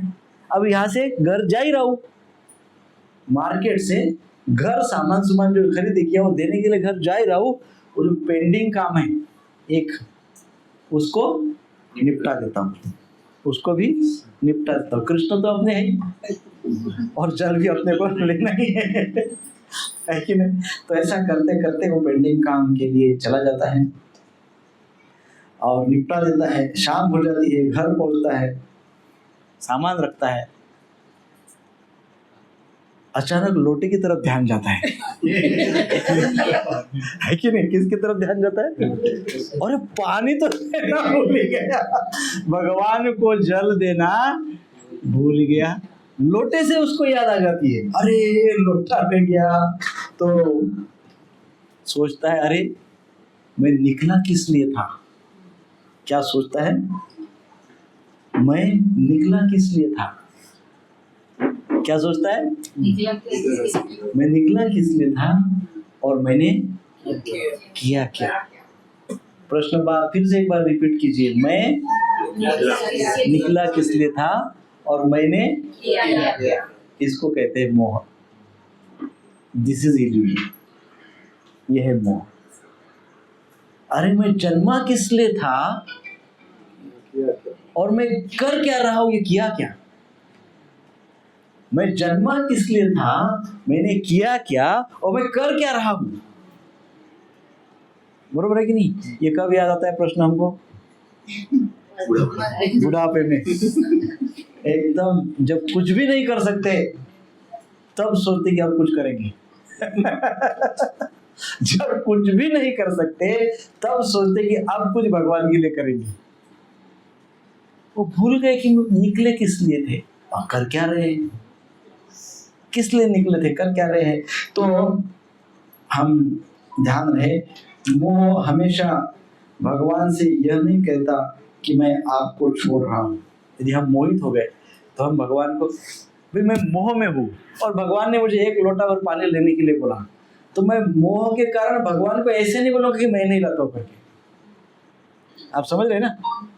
मैं डिनाई नहीं करूंगा, मैं नहीं ला सकता हूं भगवान, मैं ऐसे नहीं कहूंगा। मैं क्या कहूंगा? लाता हूं, लेकिन लाऊंगा क्या? नहीं लाऊंगा। प्रायोरिटी चेंज हो जाती है, बुद्धि भ्रष्ट हो जाती है, भ्रमित हो जाती है। सो इसलिए मैं आपको छोड़ रहा हूं ऐसा कोई भी मोहित व्यक्ति भगवान को नहीं बोलता है। बहुत ही विनम्रता से क्या कहता है? बहुत ही विनम्रता से कहता है कि भगवान बस एक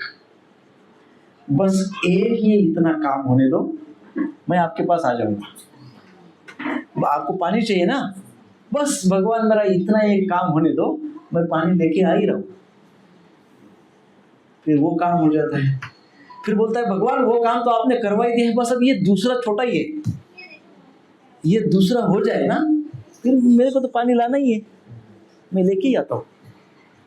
फिर वो बोलता है भगवान 2 आपने काम कर दिए, लेकिन उसके रिलेटेड ये 7 काम बन गए। तो जैसे ये 7 काम हो जाएंगे ना पानी में, तो भगवान मैं लाना ही है, मुझे मैं लाई, आपको तो मिलना ही है, मुझे आपका नाम तो मेरे को लेना ही है भगवान, आपका नाम तो मुझे लेना ही है, लेकिन ये 7 काम हो जाए, है ना? 7 काम भी हो जाते हैं।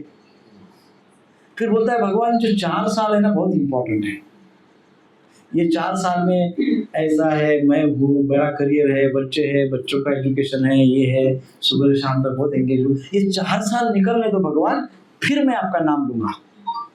ये 4 साल बस आपका तो नाम लेना ही है कि नहीं? नाम तो लेना ही है, बस 4 साल बीत जाते, बोलते भगवान आपने इतना सहन किया मेरे को, आपने बहुत ही तप किया मेरे लिए तब मैंने प्रतीक्षा किया ना, भगवान ने, तब ही हो गया ना वो। भगवान को हमने वेटिंग लिस्ट में डाल दिया, भगवान को कहाँ डाल दिया? वेटिंग लिस्ट में डाल दिया, वो बेचारे वेट कर रहे। तो हम ऊपर से ये भी बोलते भगवान अब आपने इतना वेट किया, थोड़ा और सही मेरे बच्चों का शादी वगैरह होने दो, बहुत बड़ी जिम्मेदारी है ना, फिर मैं आपका नाम लूंगा। ये क्या है? प्रोक्रास्टिनेटिंग, ऑलवेज भगवान को इस प्रकार से टालते रहना, टालते रहना, टालते रहना। सो ये जो एक काम है ना प्रभु, हमने शुरुआत कहाँ से की थी? भगवान बस एक काम, इतना हो जाने दीजिए। वो जो एक काम है ना, वो एक काम जीवन भर अपना रूप बदलते रहते हैं। एक ही रहता है वो, एक ही काम रहता है वो, लेकिन जीवन भर रूप बदलता है। पहले पढ़ाई पूरी करनी है, पढ़ाई होने दो, फिर वो पढ़ाई का रूप करियर ने ले लिया, करियर सेटल होने दो, और करियर सेटलमेंट का रूप शादी विवाह में ले लिया। वही एक ही काम, शादी विवाह का रूप, फिर बच्चे वगैरह हुए, एक ही काम। बच्चे छोटे बच्चों को बड़ा करके एजुकेट करना है, उनको उनका करियर सेटल करना है, एक ही काम है। कहाँ हमेशा एक ही रहता है, दूसरा नहीं रहता है। वो केवल क्या होता है? रूप बदलता है, रूप बदल बदल के हमारे पास आता है, और हम भगवान से जो कमिटमेंट की है उसको हम टालते रहते हैं, टालते रहते हैं, टालते हैं। इसको कहा गया है मोह। क्या कहा है? मोह, इल्यूजन। सो आश्चर्य यह है कि मनुष्य ने कभी भी कृष्ण को छोड़ा ही नहीं है। मनुष्य ने कृष्ण को छोड़ा नहीं है। प्रभु छोड़ा है क्या? भगवान को मनुष्य ने छोड़ा ही नहीं है, कभी छोड़ा नहीं है। उसने केवल कृष्ण को एक ही बात बोली, क्या? थोड़ी देर बाद, अभी नहीं, थोड़ी देर बाद, अभी नहीं, थोड़ी देर बाद, अभी नहीं, थोड़ी देर बाद, अभी नहीं, थोड़ी देर बाद, करते करते 84 लाख योनियां पार कर दी। फिर भी अभी मनुष्य बन के अभी आए मेरा रोड में, फिर भी क्या बोलते? अभी नहीं, थोड़ी देर बाद। भगवान परेशान हो गए, बोले अभी मैं खुद ही इनके बाजू में जाके बैठ जाता हूँ। तो मंदिर में आगे बैठ गए, फिर भी हम अभी नहीं, थोड़ी देर बाद, अभी नहीं, थोड़ी देर। भगवान बोले ठीक है, मंदिर में नहीं आते, ठीक है, कोई बात नहीं, नाम के रूप में पूरी शक्ति डाल देता हूँ, नाम तो लो, उसके लिए कहीं जाने की जरूरत नहीं। लेकिन उसमें भी क्या बोलते हैं? अभी नहीं, थोड़ी देर बाद। नाम जब भी कब? अभी नहीं, थोड़ी देर बाद। वास्तव में हमने कृष्ण को छोड़ा नहीं, लेकिन केवल कैसा पकड़ के रखा है? अभी नहीं, थोड़ी देर बाद, थोड़ी समय बाद। This is a biggest problem. ये हमारा सबसे बड़ा प्रॉब्लम, बहुत बड़ी समस्या है। थोड़ी देर बाद वाली समस्या बहुत कठिन है। तो इसलिए 2.52 उसमें जो बोला गया है, मोह कलीलम यदाते मोह कलीलम बुद्धि व्यतितिरश्यति। मोह की गहराई यह नहीं कि हमें भगवान याद नहीं है, कभी कभी भगवान याद है, लक्ष्य भी पता है, शास्त्र भी पता है, परंतु अर्जेंट काम इतने आ जाते हैं अर्जेंट बहुत काम आ जाते हैं, और इसके चक्कर में इम्पोर्टेंट काम को हम भूल जाते हैं। लेकिन अर्जेंट एंड इम्पोर्टेंट दो बातें हैं ना, अर्जेंट एंड इम्पोर्टेंट। आप यदि सुबह से शाम को तक देखेंगे तो हम अर्जेंट कामों के पीछे ही लग जाते हैं, इम्पोर्टेंट काम के लिए समय नहीं है हमारे पास। अब अर्जेंट तो कुछ भी हो, व्हाट्सएप देखना भी अर्जेंट है हमारे लिए, नहीं है क्या? आप देख, एक दिन मोबाइल दूर रख के देखो कैसा लगता है, देखो कितना अर्जेंसी बन जाता है। 1 घंटा फोन दूर रखो अपने आप से, संकल्प करो 1 घंटा फोन पास में नहीं रखेंगे। 1 घंटा होने के बाद पहला मिनट होता है, देखो कैसा एकदम है, क्योंकि वो अर्जेंट है हमारे लिए। ये जो जितने सीरीज ऑफ अर्जेंट काम है ना, ये अर्जेंट काम कर करके इम्पोर्टेंट कामों को भूल गए,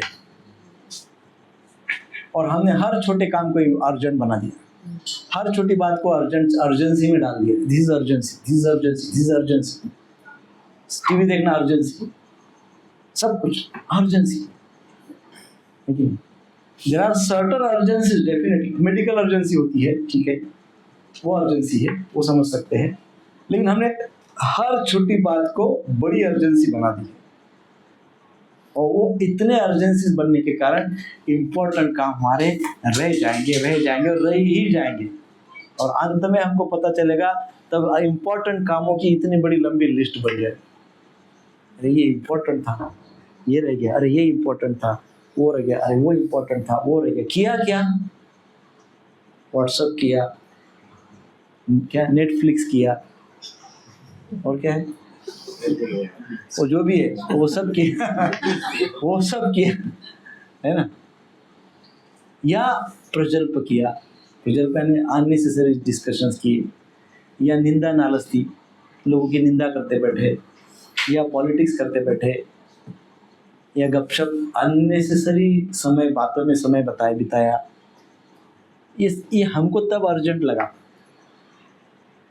और वो सारी जो अर्जेंसीज थी वो सारा का सारा एक प्रकार से मोह था। क्या था? मोह था। इम्पोर्टेंट सब कुछ रह गया। इम्पोर्टेंट क्या था?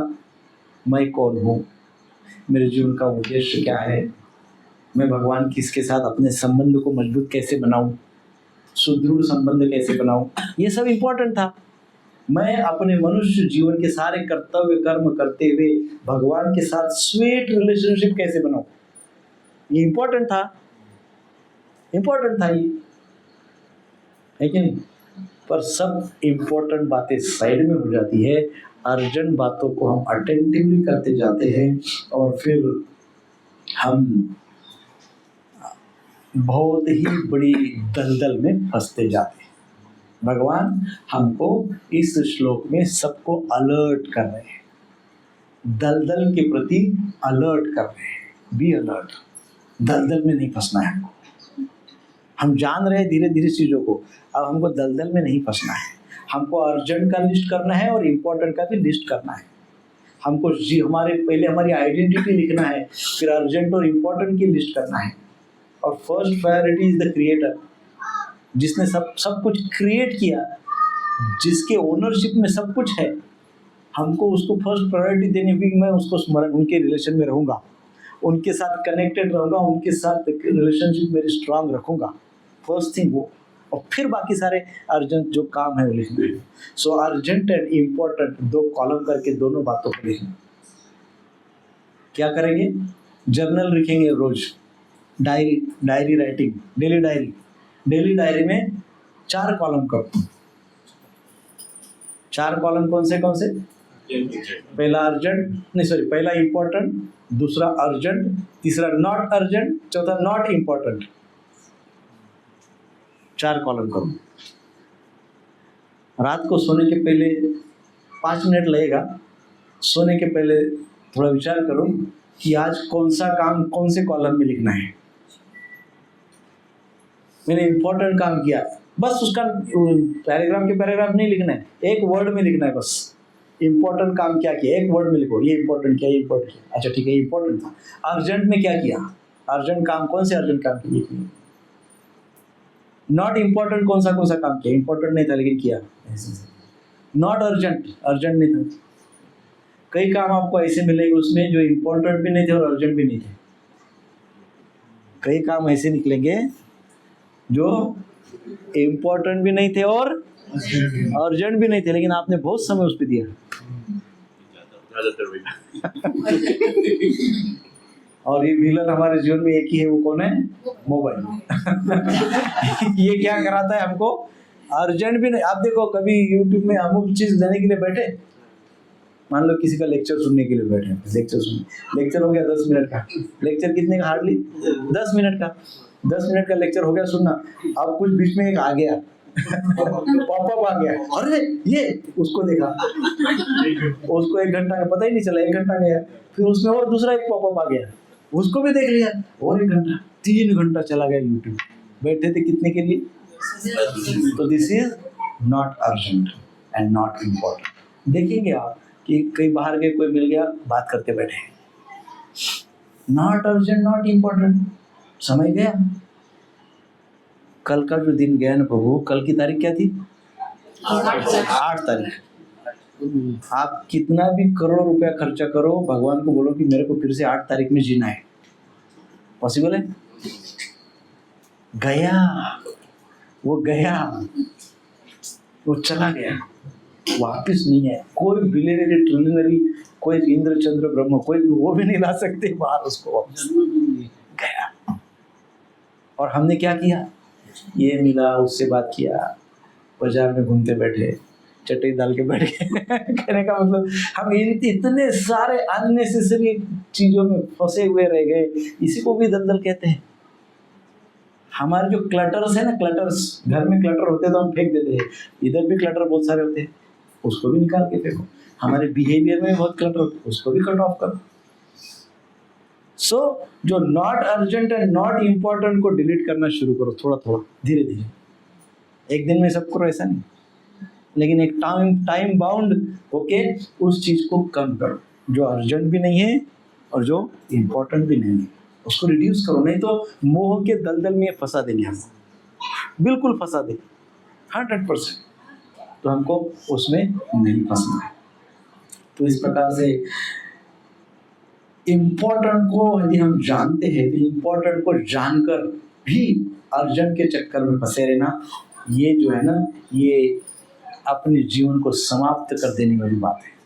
अपना जीवन वहाँ खत्म हो जाता है, जी रहे लेकिन एक्चुअली जीवन खत्म हो गया वहाँ, क्योंकि इम्पोर्टेंट जो है उसको आप डिस्कार्ड कर रहे हो अर्जेंट के चक्कर में। तो वास्तव में जीवन वहाँ खत्म हो गया, जस्ट जी रहे हैं। लेकिन ये बात बहुत ही महत्वपूर्ण है। तो सॉल्यूशन क्या है इसका? स्पिरिचुअल सॉल्यूशन ये नहीं है, भगवान ये नहीं कह रहे हैं कि हे अर्जुन, ये संसार एक दलदल है, इसको छोड़ दो। ऐसे नहीं बोल रहे भगवान। भगवान केवल अलर्ट कर रहे, ये नहीं कदापि कह रहे कि संसार छोड़ दो। नहीं, संसार छोड़ने की बात ही नहीं। संसार का दोष ही नहीं तो संसार क्यों छोड़ोगे? दोष तो हमारा है, हमारी दृष्टि का है, हमारी समझ का है, हमारी सोच का है। संसार का क्या दोष है? तो हमने सोच वैसे रखी, दृष्टि वैसे रखी, तो समाज में, संसार में अवेलेबल है। बस जैसी हमारी सोच होगी, दृष्टि होगी, संसार हमको प्रोवाइड करेगा। तो संसार का दोष नहीं है, इसलिए ये बात हमेशा ध्यान में रखना चाहिए।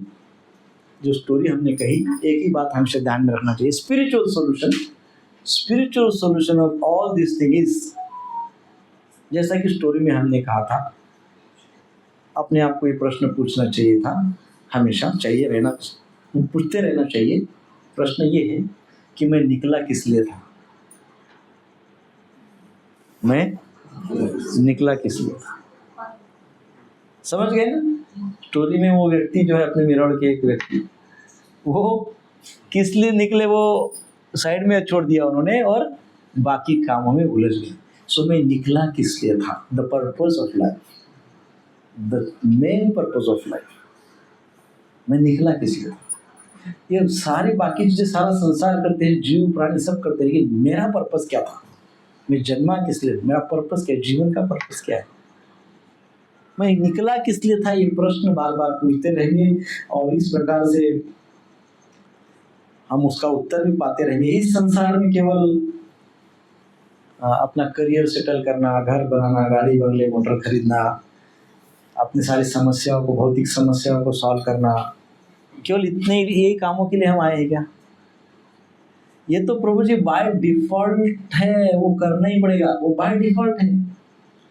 वो तो पशु को ही करना है, पक्षी को, पक्षी लोग भी अपना, देखो कैसा बढ़िया, सब बहुत बढ़िया व्यवस्थापन करते हैं, बहुत अच्छा मैनेजमेंट है पक्षियों का। बरोबर खाते हैं, सुबह काम पे जाते हैं, शाम को घर पे आते हैं, घर बांधते हैं, परिवार में रहते हैं, कम्युनिटी में रहते हैं, एक साथ सब घूमते हैं। हम है ना, हम मनुष्य तो भी इतना यूनिटी नहीं रखते उतना पक्षी रखते हैं। एक साथ उड़ते हैं, एक साथ बैठते हैं, सब एक साथ मिलके आ जाते हैं सुख दुख में। कौवे देखो, कबूतर देखो, ये सब तो वो भी कर रहे हैं ना। दैट इज, उसमें डिफरेंस क्या रह गया? वो तो करना ही है, वो हमारे सारे जीवित प्राणी को करना ही पड़ता है। करियर बनाना ही होता है, सेटलमेंट करना ही होता है, कंफर्टेबली रहना ही होता है, ये तो होता ही बाय डिफॉल्ट है। This is not the purpose, ये पर्पस नहीं है, ये बाय डिफॉल्ट होता है। पर्पस क्या है? Purpose is higher than this. हमारे जीवन का उद्देश्य इससे कई गुना ऊपर है। हम चाहते हैं ना कि हमारा जीवन उच्च कोटि का हो जाए, higher level of life we want. हमको अपने जीवन का स्तर कैसा चाहिए? उच्च कोटि का चाहिए। और कर्म कैसे हो रहे हैं? सोच कैसी है? पशु पक्षी जैसी है। और जीवन का स्तर कैसा चाहिए? उच्च कोटि का चाहिए और सोच निम्न कोटि की है, तो जीवन उच्च स्तर का कैसे होगा? तो हमको सोच को भी अपग्रेड करना होगा। इसका अर्थ क्या है? इल्यूजन के बाहर हमको निकलना होगा, मोह के बाहर हमको जितने जल्दी हो सके उतने जल्दी निकलना चाहिए। तो माया क्या करती है एग्जैक्टली? माया हमेशा हमें कृष्ण के विरुद्ध कभी नहीं करती है, भगवान के विरुद्ध माया हमको कभी नहीं करती है। भगवान ये नहीं बोलती थी, माया ये नहीं बोलती चलो भगवान ये बोल रहे हो तुम ये करो, भगवान के विरुद्ध माया कभी नहीं बोलती है। सो फिर करती क्या है माया? माया केवल भगवान के व्यतिरिक्त जितनी भी चीजें हैं ना, उन चीजों में हमको व्यस्त कर देती है। बस माया भगवान के अगेंस्ट खड़ी नहीं करती है हमको, या भगवान के अगेंस्ट में कुछ एक आधा मैसेज भी नहीं देती है हमको। भगवान ने भगवद गीता में इतने उपदेश दिए, चलो ये 4 उपदेश माया ने उल्टे दे दिए, ऐसा भी नहीं होता है। माया कुछ भी नहीं करती है। माया केवल क्या करती है? भगवान के व्यतिरिक्त, भगवान के अतिरिक्त जितनी भी सारे विषय है, वस्तुएं है, विषय है, उसमें हमको उलझा देती है। अब आप उलझते रहो उसमें। ये बड़ा ट्रिकी काम है माया का, है ना? विरोध का काम नहीं करती है। सो इतना हमको सब कार्य में व्यस्त कर देती है कि फिर हम भूल जाते हैं कि मैं निकला किस लिए था, है कि नहीं? लोटा देखने के बाद याद आता है अरे वो तो रह गया, है कि नहीं? That is the problem. So माया क्या करती है? छोटे विषय वस्तुओं में हमको एंगेज कर देती है, अर्जेंट लगकर हमारे लिए उन सब छोटी बातों को अर्जेंट बना देती है, और जो इम्पोर्टेंट है उससे हम दूर हो जाते हैं, है ना? और फिर धीरे धीरे नॉट अर्जेंट और नॉट इम्पोर्टेंट में भी फंस जाते हैं। तो बस यही है कि भगवान की इस श्लोक में जो इंस्ट्रक्शन है उसको अच्छे से फॉलो करना है हमको। मैं जीवन में बहुत कुछ कर रहा हूँ, मैंने जीवन में बहुत कुछ किया भी है, मैं जीवन में बहुत कुछ कर भी रहा हूँ, पर क्या मुझे याद है मैं निकला किस लिए था? हाँ, मैं बहुत कुछ किया हूँ, बहुत कुछ कर रहा हूँ, लेकिन क्या ये फिर से वही प्रश्न है, क्या मुझे याद है कि मैं किस लिए निकला था? तो ये मैं किस लिए निकला था, इसको डायरी में बहुत बोल्ड अक्षर में लिख लीजिए, है ना? मैं किस लिए निकला था? बहुत कुछ, मैं भी बहुत सारी एक्टिविटीज में इन्वॉल्व हो गया, बहुत कुछ होगा, बट क्या मुझे याद है मैं किस लिए निकला था? क्या मुझे पर्पस याद है? That is very important. So यहाँ पे दूसरा शब्द बताया बुद्धि व्यतितरिष्यति। भगवान ये नहीं कह रहे हैं, भगवान ये नहीं कह रहे कि मोह को हटाओ, भगवान यहाँ पे ये नहीं कह रहे कि मोह को भगाओ, मोह को हटाओ। भगवान कह रहे हैं मोह के पार जाओ, मोह को क्रॉस करो। क्या करते हैं? क्रॉस ओवर, मोह को क्रॉस कर दो, मोह को फिनिश करो नहीं बोल रहे, ऐसा बोल रहे हैं क्या भगवान?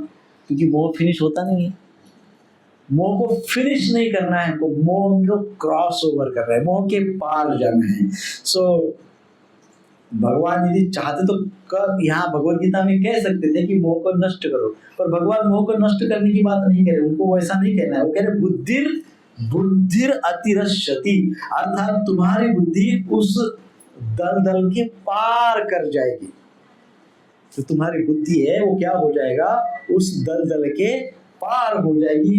ये बहुत महत्वपूर्ण बात भगवान बता रहे हैं। सो इसको पार करना कह सकते हैं, सुरक्षित उतारना कह सकते हैं, दूसरे तक पर सुरक्षित पहुंचना कह सकते हैं। सो यदि कोई व्यक्ति, उदाहरण के तौर पे इसको अच्छे से समझते हैं, यदि कोई व्यक्ति मान लो नदी पार करना चाहता है और वो नदी पार कर लेता है, नदी को इस किनारे से उस किनारे जाना है, इस किनारे से उस किनारे नदी पार करना है, वो नदी पार कर रहा है, ऐसा समझिए। वो नदी अर्थात मोह, just back of the mind रखिए, उस व्यक्ति को नदी पार करना है। अब ये बताइए कि वो जो नदी पार करने वाला व्यक्ति है वो अब नदी के बरोबर बीचों बीच आ गया, पार करते करते नदी के बीचों बीच आ गया। अब नदी के बीचों बीच आया तो क्या वो व्यक्ति किसी भी प्रकार से नदी को नष्ट कर सकता है, नदी को खत्म कर सकता है बीचों बीच आके? बताइए, सिंपल बात। नदी क्रॉस कर रहा है, बीचों बीच आया है, बीचों बीच खड़ा है, अब क्या वो किसी भी प्रकार से उस नदी को नष्ट कर सकता है, खत्म कर सकता है? यस और नो? नो। नदी को कैसे खत्म करेगी? नदी को पार कर सकता है, नदी को खत्म थोड़ी कर सकता है, या तो खुद नष्ट हो जाएगा। हम थोड़ी देर के लिए सोचे खुद नष्ट नहीं हो रहा है उसको पार करना है, पार करना है, तो वो नदी तो नष्ट नहीं कर सकती। इसलिए मोह को नष्ट तो नहीं कर सकते, मोह नदी को नष्ट नहीं कर सकते, वैसे मोह को नष्ट नहीं कर सकते। मोह से क्या करना पड़ेगा हमको? पार जाना पड़ेगा।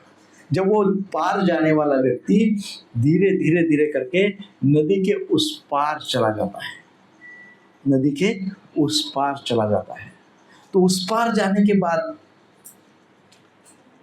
उस पार जाने के बाद भी क्या नदी खत्म हो गई? नदी है वही है, नदी तो जहाँ है वही है, लेकिन वो पार हो गया। सो इट मीन्स संसार तो रहेगा, संसार तो जैसा है वैसा ही रहेगा, संसार में कोई बदल नहीं होगा। हम कह रहे क्या करो वैसा वैसा, संसार वैसा ही है, संसार वैसा ही रहेगा, संसार में कोई बदल नहीं होगा।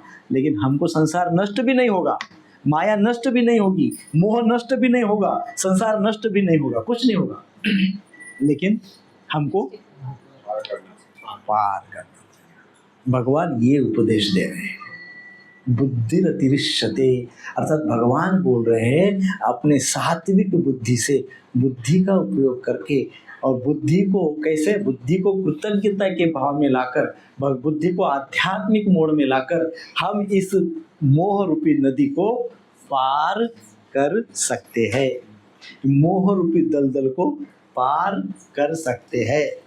लेकिन उसके लिए क्या करना होगा? बुद्धि, बुद्धि कैसी चाहिए? स्पिरिचुअल, है ना, बुद्धि आध्यात्मिक चाहिए। सो यही कारण है कि महान भक्त इस संसार में रहते हैं, फिर भी ये जो संसार है ये उनको बांध नहीं सकता। अब नदी हमने क्रॉस कर दी, उस पार चले गए, अब क्या नदी हमको बांध सकती? नदी हमको पुनः खींच सकती है बाढ़ में, प्रवाह में खींच सकती है नदी? नहीं खींच सकती। अब हम क्या हो गए? हम प्रवाह के ऊपर चले गए। यद्यपि प्रवाह हमको दिख रहा है, संसार दिख रहा है, संसार का दर्शन होगा, लेकिन हम कहाँ हो गए? उस पार चले गए। अभी उस पार जाना अर्थात क्या? उस पार जाने का अर्थ है व्यक्ति आध्यात्म में दृढ़ हो जाना।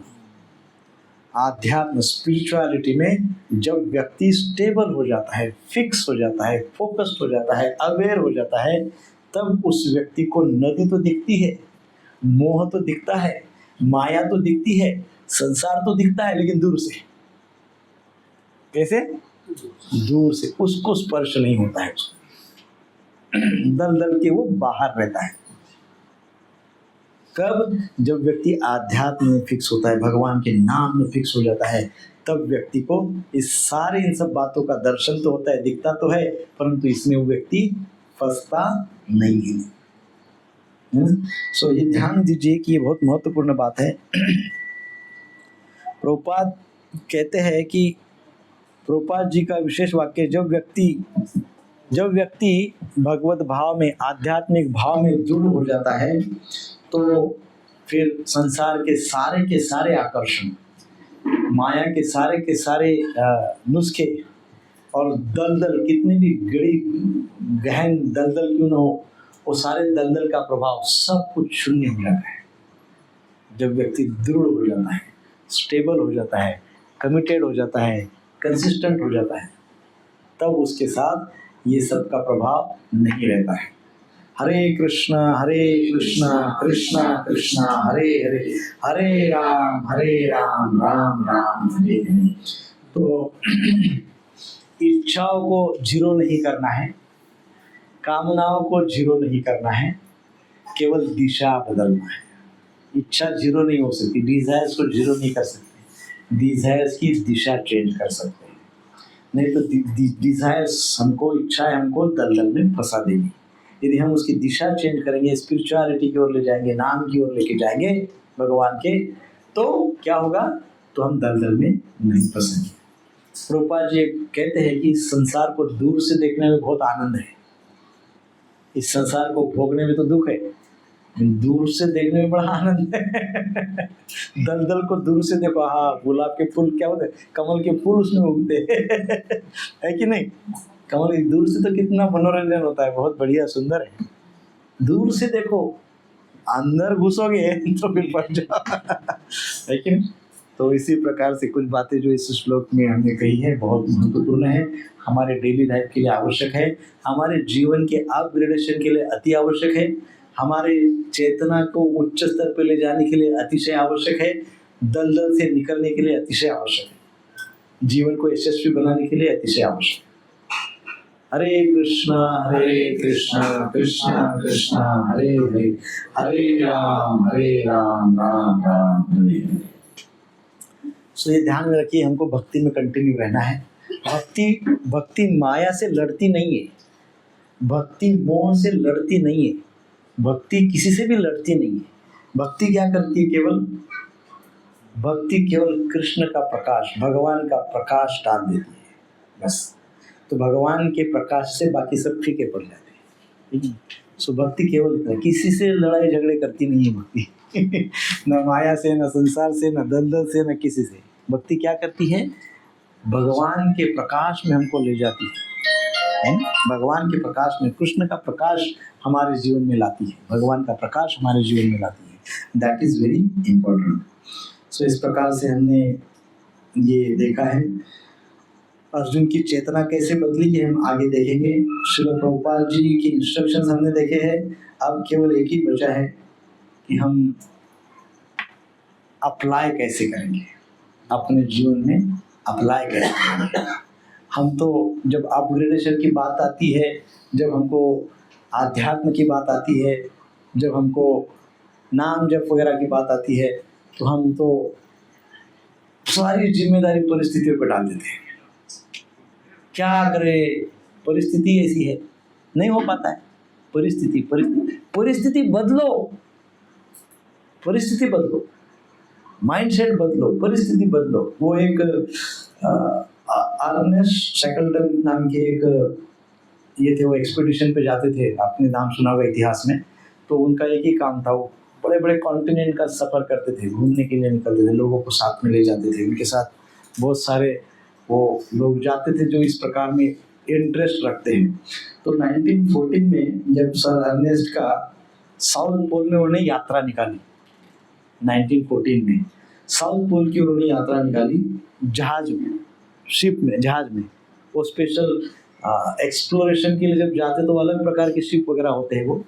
तो उस शिप पे उन्होंने यात्रा निकाली, बहुत सारे लोग थे उनके साथ। वो सब रिसर्च टाइप वाले की क्या बोलते, जियोलॉजिस्ट क्या बोलते, नहीं वो ज्योग्राफी को रिसर्च करते हैं, क्या बोलते हैं उसको, कुछ नाम है,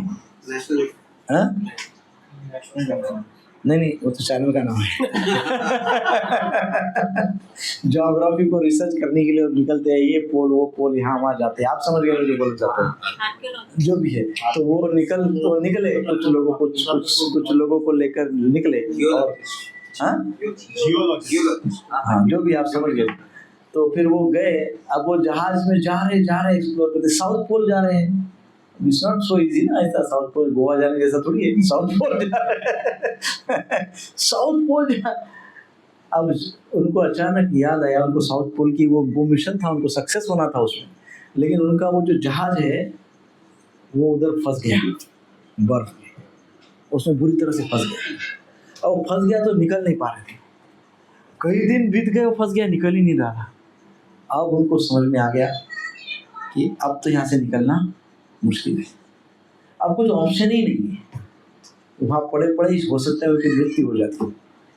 उनका मिशन क्या था, साउथ पोल मिशन था, साउथ पोल। लेकिन परिस्थिति ऐसी आई कि अब जहाज फंस गया।